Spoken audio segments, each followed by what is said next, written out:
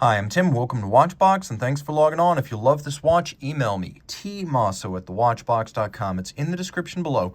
Your purchase and pricing email question line for buying this or any watch you see on any Watchbox platform. Please reach out to me directly. Email tmosso@thewatchbox.com for pricing. Launched in 2021, this is the stainless steel Panerai Submersible Bianco PAM01223, the white dial 42mm submersible. Taking a quick look at it, 42mm is the diameter. It's thin at 13.3 millimeters thick and 51.8 millimeters from lug to lug, with a 22 millimeter spacing between the lugs. Throw it on the wrist. My wrist is 16 centimeters circumference. You'll notice two things. One, the 42 millimeter submersible is the sweet spot size-wise.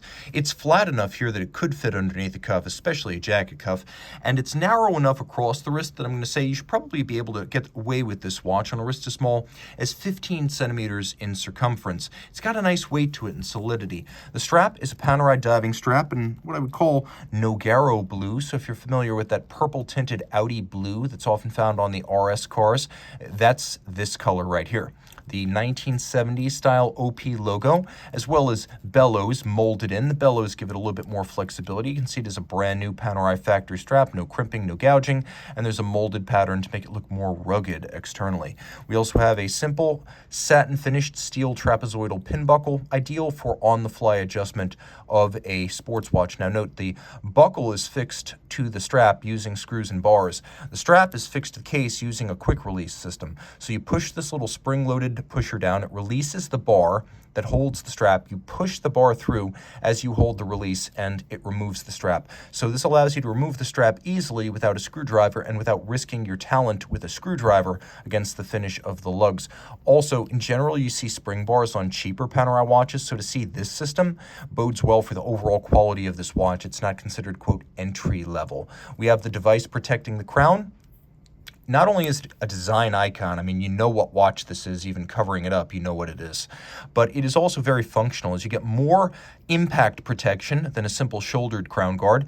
You also have a locking system that's hard to leave open unnoticed if you jump in the water, so it's tough to drown your watch.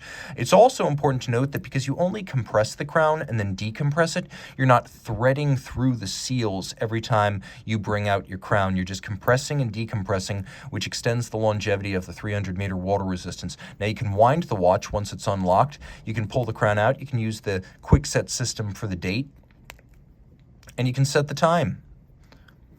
The watch has a quick set, but not a hacking seconds system. So keep that in mind. Relock it. By the way, you can see that in the post-2007 era, Panerai has always put a little bearing in this cam to make the operation smoother and more luxurious. Now, the bezel is a 60-click bezel that has a wonderfully mechanical and chunky feel and sound. Let's listen. In terms of bezel feel and sound, this really is the gold standard. There may be more refined bezels out there, and there are bezels that have 120-click action, but this is just so satisfying, and it so perfectly fits the image of the watch that it's a match made in heaven. You want to twist the bezel just to hear it and feel it. Now, of course, with a luminescent bezel pearl, we have a timing instrument. This is an ISO 6425 diver, so it meets all the international standards to be called a dive watch properly. You could see that the bezel pearl and the minute hand are blue. Those are the most important references when you're diving with your watch, so you can easily judge the two against each other, even as you appreciate that everything else on the dial, including the small seconds, is also well loomed. The dial is white, not silver white, white. It earns its name Bianco. It's all satin finished with the exception of a few indices on the bezel and the outer knurling of the bezel. Everything here is brushed to reduce glare. It's a tool watch aesthetic that fits the watch well, and you can see this is the 1950 case style introduced on Panerai civilian watches in 2002 and pioneered historically by the 6152 reference combat watch of the 1950s.